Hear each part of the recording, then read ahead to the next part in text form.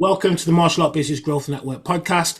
In this episode, my good friend and coaching client, Keel Tidman, interviews me to ask me about the success I've had using AI, not only in my business, but also in my clients' businesses too. Enjoy. So yeah, Rick. So I guess my first question, I think it's a big question. Can you tell me about kind of like your journey?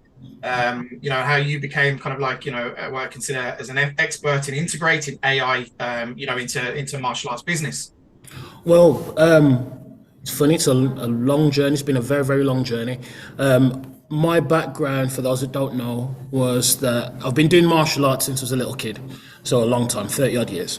But my career was actually in the IT industry. I worked for a number of software houses, and I was doing that while running my full-time academies, and until I decided to leave that industry to focus on my martial arts schools about 15 years ago, I think it was. But I've been running full-time schools for almost 20 years. And before that, I was obviously qualified in IT and stuff like that. Went to university for computer sciences, University of Birmingham. And my first touching point or experience with AI or education in AI came in about 1999 and 2000, believe it or not, that long ago, before some of the people listening to this were alive. So we did a module called Human Computer Interaction Concepts, HCI. I still think they still run the same modules now. And it was how humans interacted with computers and vice versa, and technology. And in that, there was I was really engrossed and interested in that module, as well as other modules and stuff, programming and stuff. But one thing that came out about that was a French philosopher, Descartes, I think I pronounced that right. He spoke about how he didn't think that machines would ever be able to replace humans because of the human contact, all that kind of thing. But this, we're talking like 1600s or 1700s or something. So it was like a very, very deep understanding and introduction to the interaction between humans and computers and machinery taking over the roles that humans were doing. So at the same time, after that, after leaving university, I had my schools and everything. I was teaching and everything. But The Matrix came out. Do you remember that? The Matrix film. Yeah. Yeah, and I was really, really excited about that because it was machines and humans. Yeah, artificially intelligent machines taking over humans and using humans as batteries. If you haven't seen the film, then I've just spoilt it for you. But yes, I was really engrossed in that because that took a lot from things that I'd learned at uni with the HCI concepts and everything and put it in. A lot of people watching the film that haven't got the education in that background wouldn't be completely clueless to go past them. But for me, it was like, oh, no way, that's what they're referring to. So I was engrossed. And I implemented this into my martial arts school from the very beginning. Why? Because I'm lazy. I'm a lazy person. I prefer to use this over this or these all the time. So I've always looked at ways of integrating technology to maybe for shortcuts or to get things done quicker, faster and shorter. And one of the very first things that I remember doing was before Facebook. Yes, there was life before Facebook, guys. There was a platform called MySpace. MySpace was a social platform. And on MySpace, I created a bot or had a bot created and implemented it so that anybody with a profile that mentioned the names of the areas that my martial arts schools are in automatically got messaged, added as a friend, and then would follow up for booking in and everything. That was a long time ago. We're talking about 2000, 2006, 2005, and it worked amazingly well. The only thing, it's very, very different to how things work now because my screen was left on my PC at the time and it was flashing like ridiculously. It was like a macro for those that understand, right? So it was literally doing all the clicks that a human would do over and over and over again, including everything. And my screen was just flickering, like 24/7. Just used to leave it.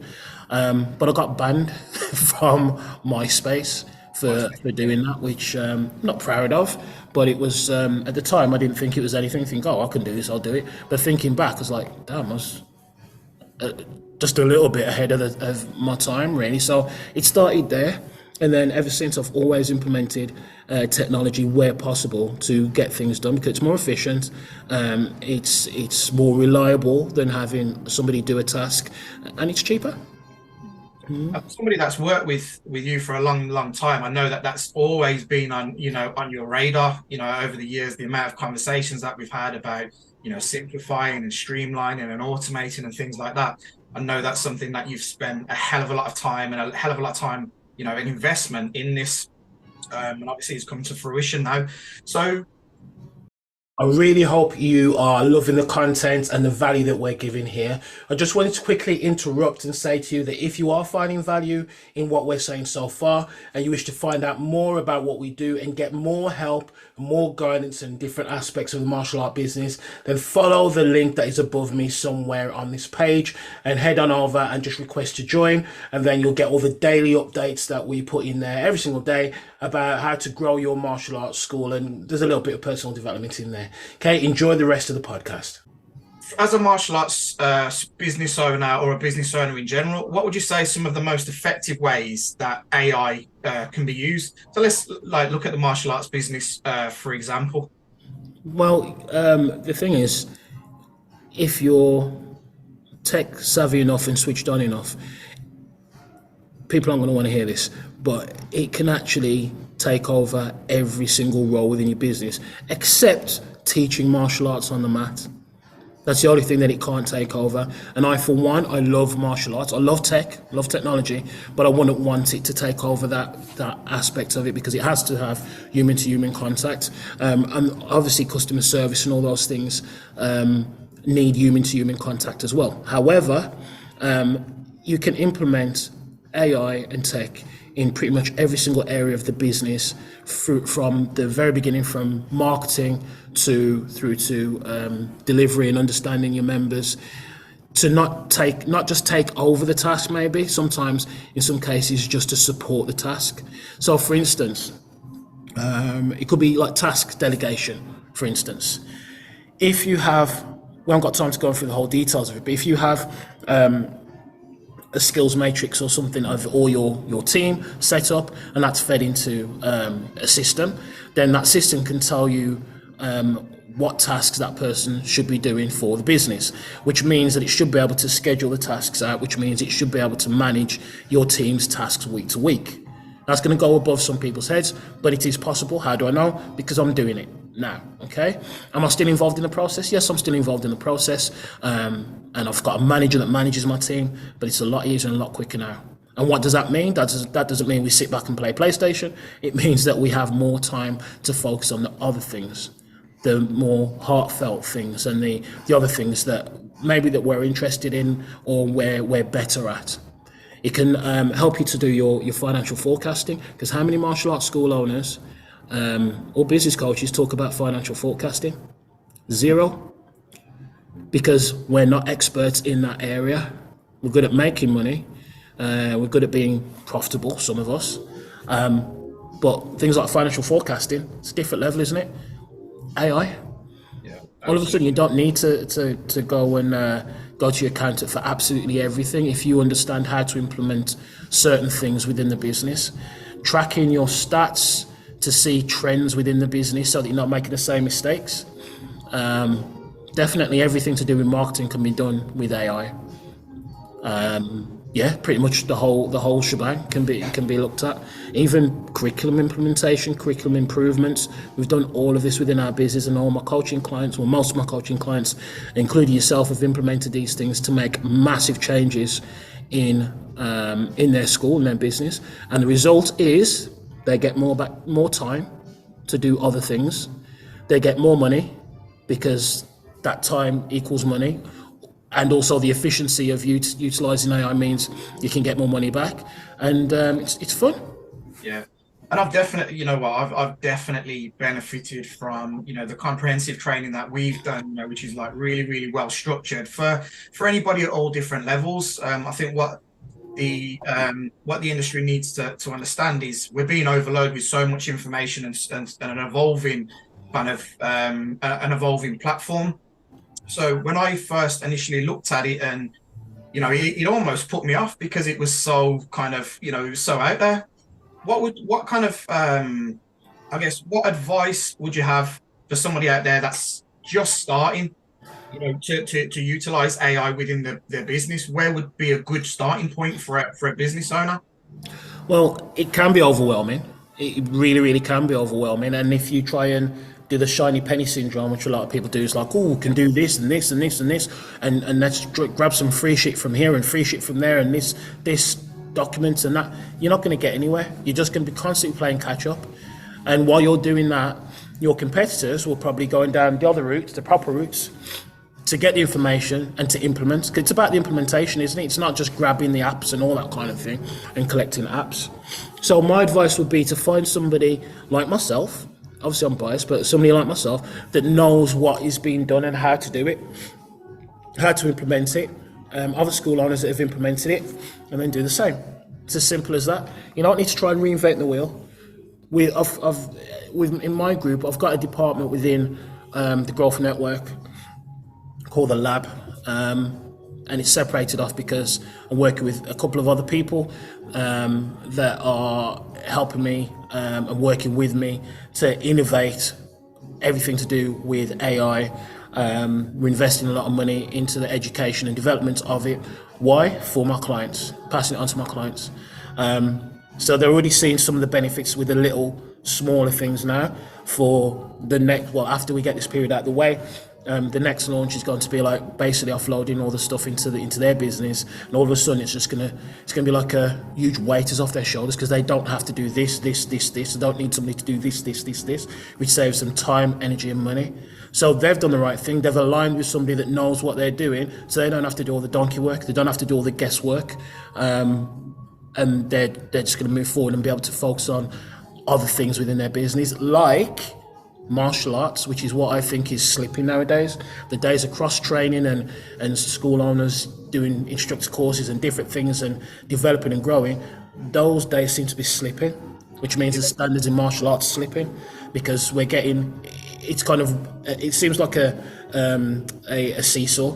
Like the business acumen of people seems to be going up a little bit more and more and more because of everything they're exposed to, but the martial arts standard is dropping down. What I want to do is I want this side to go up, and in order to make this side go up, so tech allows martial arts to grow. And it's the enjoyment. I've had this conversation with a number of people. My transition from kind of like teaching a lot of classes and the passion that I had, teaching a lot of classes while working the 9 to 5 job through to actually running the business. When you're running the business and having to do so many other things, which obviously is now passed onto kind of certain tasks to AI, the passion for teaching, it does go down. So I completely understand where you come from with that.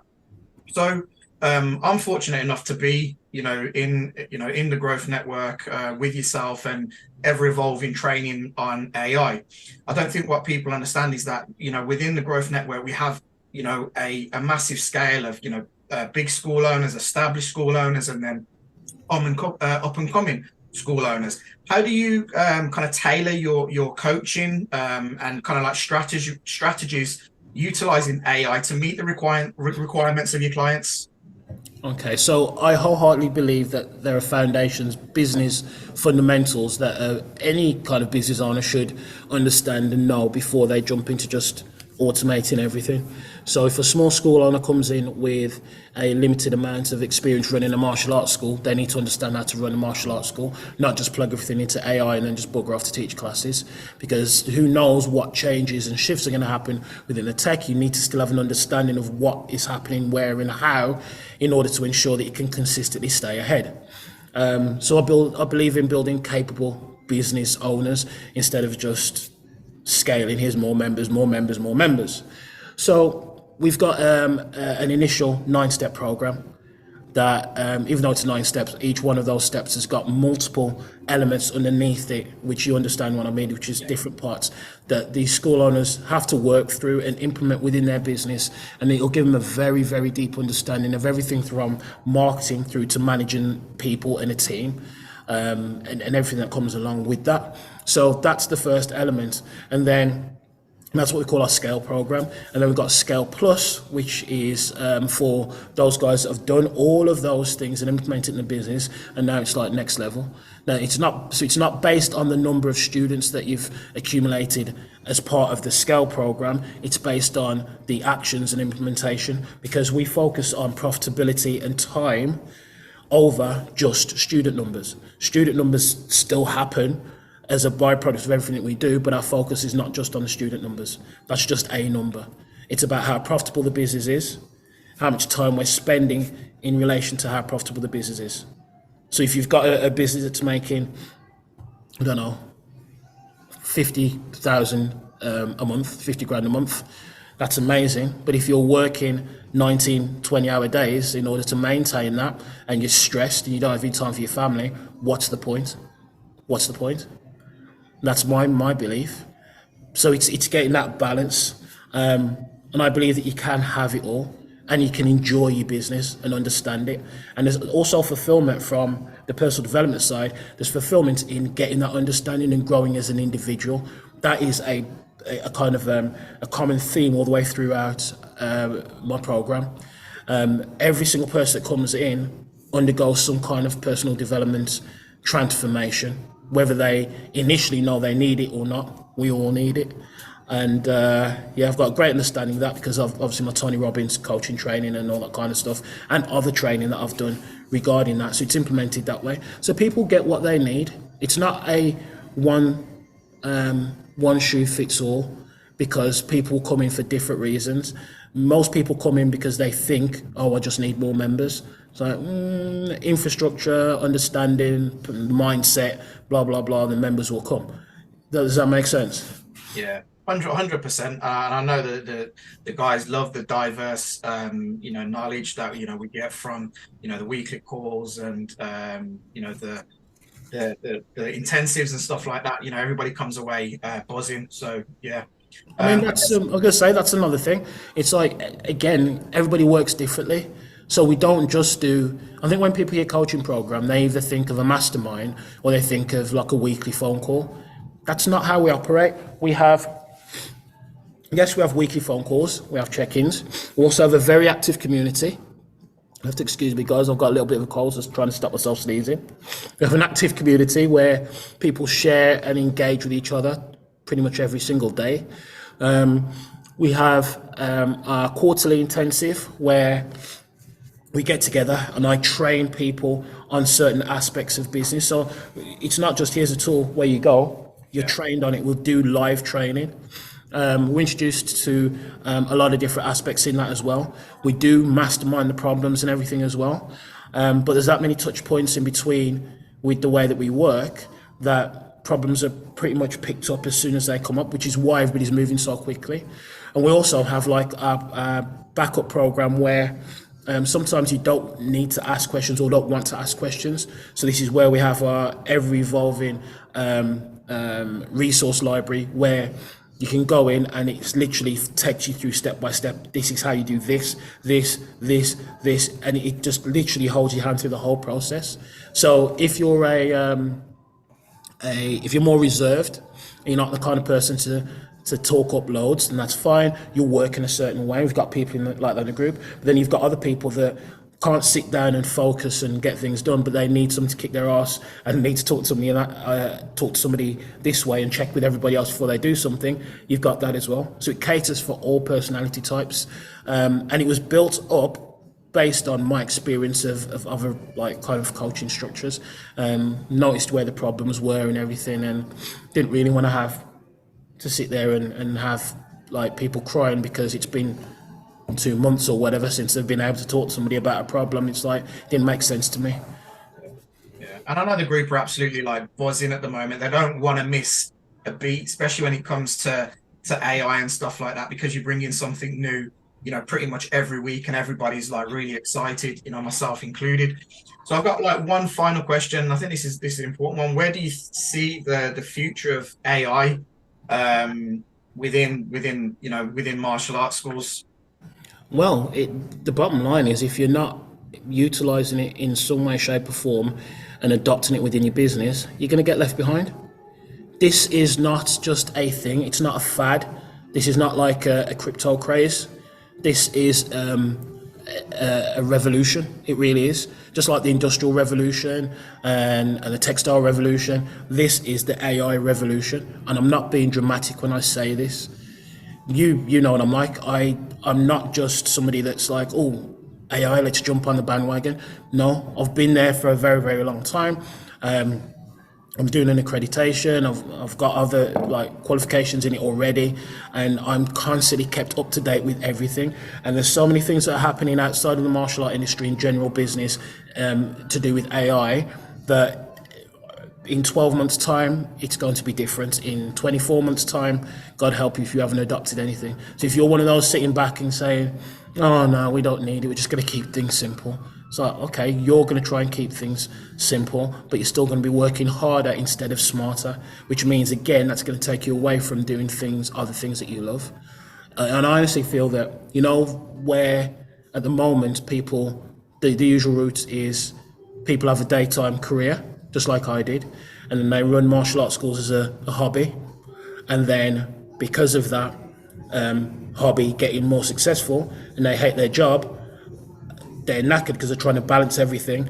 They drop their day job and then they try to become a martial art instructor. Yeah. I honestly believe that by adopting AI, you won't have to make that choice. It'll only come down to time then. As in, you're working in the daytime and you've got to go in the evening and teach again. That'll be the only juggling that people will have in the future. If they adopt AI, that's going to be one of the major shifts.